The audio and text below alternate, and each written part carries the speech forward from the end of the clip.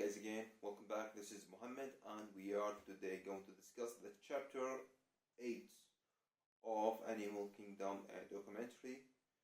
So today's chapter named Invertebrates. All the chapter we recorded in that day before about the vertebrates, but today invertebrates. And this is the some notes about this chapter. So let's start discussing together. First, the invertebrates. There is a lot of animal around us, invertebrates, but we think the vertebrates is the most important or the most common animal around us, because we see these animals around us like a dog, cat, birds, fish, like that. But the real thing, invertebrates, it's more common in our world, but we can see most of them. There is 1,000 or million of invertebrates. So what's the definition of invertebrates? The vertebrates, definition of it, the animal has a bone in their body, or exactly backbone. But invertebrates, that means without backbone or any bone in their body. Many of them don't have. And also, there's another important point also. It's called or about the invertebrates. This kind of animal didn't take care of their baby or young. It's not like the vertebrates. Vertebrates, exactly, the mammals are really peaceful and taking care with their young, and they are really afraid of their young until they are going to be able to live without any help. So in this chapter is different from vertebrates. So the size of invertebrates start from some centimeters and reach for less than 1 millimeters. Maybe there's some invertebrates we can see it in the microscope, because it's really small. I think the bacteria and virus under invertebrates, because they didn't have backbone. I think this chapter didn't mention about them at all. Okay, we said don't has a bone. About the brain, some of them, most of them didn't have brain, and some of them has a brain, and a little of them has a brain bigger than the invertebrates animal. So this is about the brain. So maybe some of them has think and realize and remember, and some of them maybe, and some of them didn't at all. There are a lot of groups. Okay, in vertebrates we can't discuss all these groups, because there are 100 or 1,000 group of invertebrates. So it's a long story, and they didn't count. We can't count them, because they are really big, huge groups. So one of these group, it's called arthropods. Arthropods, that means animal or living things have joints. I don't mean joint like bones though. It's called mafsaliat, okay? Arthropods. A lot of animals eat them also. So why this is important? Arthropods, because a lot of invertebrates eat them, like fish, reptiles, different animal or insects can eat this kind of all arthropods. Also, the blue whale eat them. And there is Also, another feature of these arthropods, it's help the environment to break down the dead planets and animal and decomposes them to change them from dead body to something the soil needed to grow another planets and to produce some gases. And also these arthropods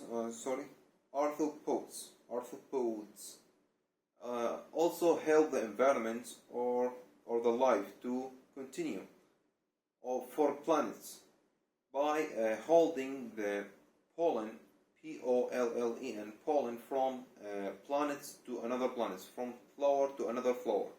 So it's really helpful to keep the planets growing and produce seeds. Butterfly is one of the metamorphosis animal because she's changed from the larvae from larvae as a shell to animal. First, she's a larvae holding hunting by the branch of tree. After a week or two, it's going to broken and we're going to see something with a bright color get out from this larvae. Okay, and then it's a butterfly with a small wings and wet wings. But after a little hour or some hour, it's going to dry and her wings going to get bigger and it's can moving. And after 2 weeks, or I don't remember how many weeks, it's going to it can breed and make a lot of larvae also. So it's short lifetime. Colony. Some of these animal or invertebrates live in colony. One of them or two of them, the first mentioned in this story, it's a bee or bees, but the second wasp. I saw it in real life. These kinds of insects or invertebrates animal live with groups with 1,000 or million members. So they are moving together, working together, take care of each other, and fight together, and do the same work together, build their colony together, their kingdom. So they also take the pollen from the flower to make a honey, and also take care of each other. And there is only one queen in this colony, and this queen, she's only who puts the egg, and she puts 1,000 or million of egg, and she going to get mates from soldiers or from these beans, male beans, to put fertilized eggs to hatch. And now let's talk about the sponge, the planets or the animal in the deep sea. This kind of animal, most of them live in the sea, and also they have a lot of thousand of holes around their body, and these holes help them to pull the water, to take the oxygen, and also to take the prey and something stuck in the water to eat them. So she eats or he eats by filter feeding. That's called filter feeding. By filter the water and take the something she needed and then throw the water out from its body.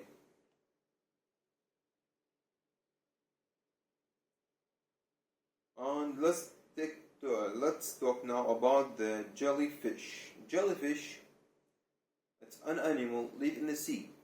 There is hundreds or thousands of kind of them. Two type of these species. Two species of these jellyfish that can kill people by what? By sting them. Sting, that's mean like electricity or something like that, or poison. She can sting them by tentacle. Tentacle, that mean like a hand or something like that. It's move to help her swim and sting animals. So it's contained from 98% of this body from water. And here other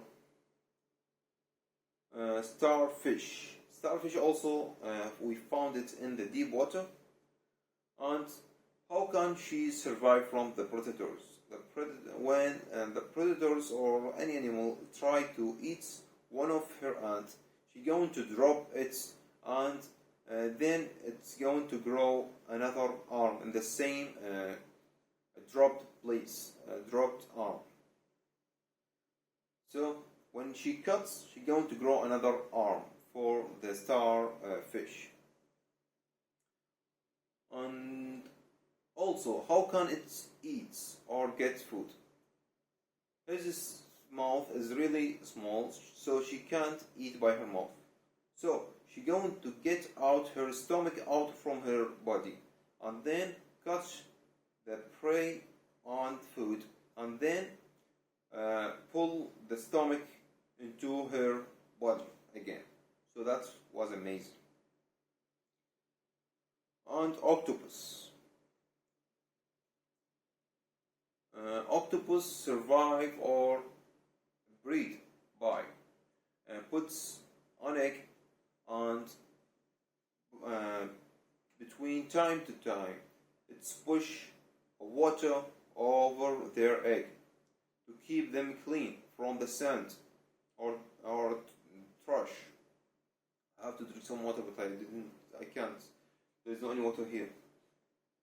And it also didn't leave her egg alone to go to eat, so it's going to still beside their egg until they hatch, and then she's going to die from hunger.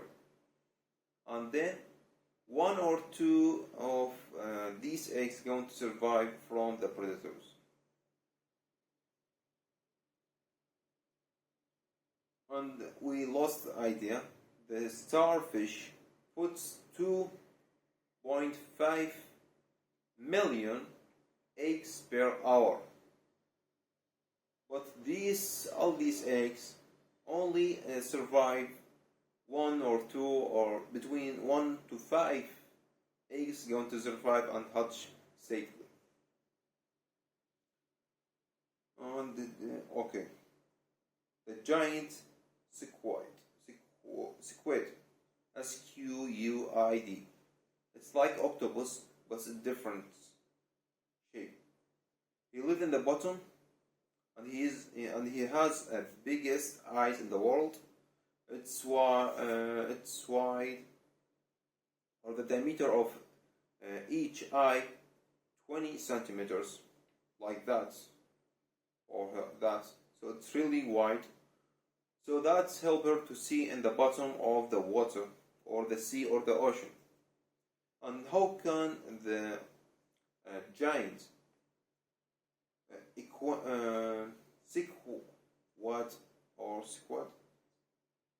squid survive? When the predators predators trying to hunt her or pet her. She's going to throw a dark color in front of the predators. So when the predators understand or trying to figure out what's happening here, this giant squid going to escape from the predators. And it has also long tentacle. That means arms. It's reach for maybe 10 meters long. So that was amazing.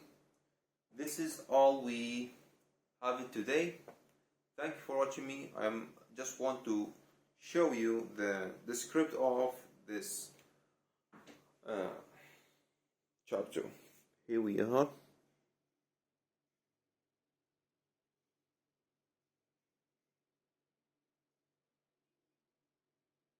This is the giant squid, and this is the octopus, and jellyfish, and sponge, beans, butterfly, and brain. Okay, that's all. And this is the name of this chapter. Invertebrates. Vertebrates, that mean have bone. Invertebrates didn't have bone. Thank you.